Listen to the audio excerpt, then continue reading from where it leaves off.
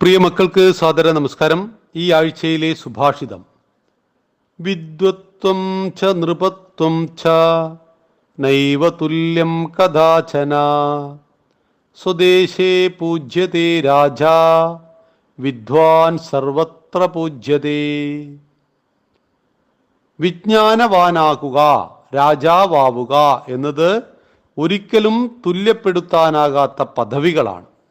രാജാവ് സ്വന്തം രാജ്യത്ത് മാത്രം ആരാധ്യനാകുമ്പോൾ അറിവുള്ളവൻ, വിദ്വാൻ, എല്ലാ ദേശങ്ങളിലും പൂജിക്കപ്പെടുന്നു. മനോഹരമായ ഒരു സുഭാഷിതം. രാജാവിനെ ബഹുമാനിക്കുന്നത് ആ രാജ്യത്തിലെ ജനങ്ങളാണ്. എന്നാൽ പണ്ഡിതനായ മഹാത്മാവിനെയോ ലോകം മുഴുവൻ ആദരിക്കുന്നു. ഇപ്പോൾ വിവേകാനന്ദ സ്വാമികൾ നമ്മുടെ ഭാരതത്തിലെ കൽക്കത്തയിൽ ജനിച്ചതാണ്.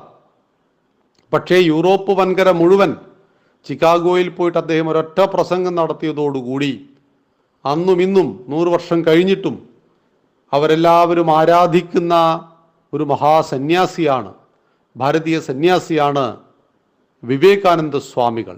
അദ്ദേഹത്തിൻ്റെ കയ്യിൽ എന്തായിരുന്നുള്ളത്? സമ്പത്തല്ല, അറിവായിരുന്നു. ആ അറിവ് അദ്ദേഹം ലോകത്തിന് കൊടുത്തപ്പോൾ ലോകം അദ്ദേഹത്തെ ആദരിച്ചു, ബഹുമാനിച്ചു. അതുകൊണ്ട് രാജാവും വിദ്വാനും ഒരുപോലെയല്ല. രാജാവിനെ ആ രാജ്യത്തിൻ്റെ ഉള്ളിലെ ജനങ്ങൾ അറിയുകയും ആദരിക്കുകയും ചെയ്യുമ്പോൾ വിദ്വാനെ ലോകം മുഴുവൻ അംഗീകരിക്കുന്നു, ആദരിക്കുന്നു. അദ്ദേഹത്തിൻ്റെ വാക്ക് കേൾക്കാൻ കാതോർത്തു നിൽക്കുന്നു. അവിടെയാണ് നാം അറിവുള്ളവരായിത്തീരുക. അറിവിനെ ലോകം ആദരിക്കും, അറിവുള്ളവനെ ലോകം അംഗീകരിക്കും. ആയതുകൊണ്ട് മനുഷ്യൻ എന്ന വാക്കിൻ്റെ അർത്ഥം മനനം ചെയ്യുവാൻ കഴിവുള്ളവൻ ആരോ അവൻ മനുഷ്യൻ.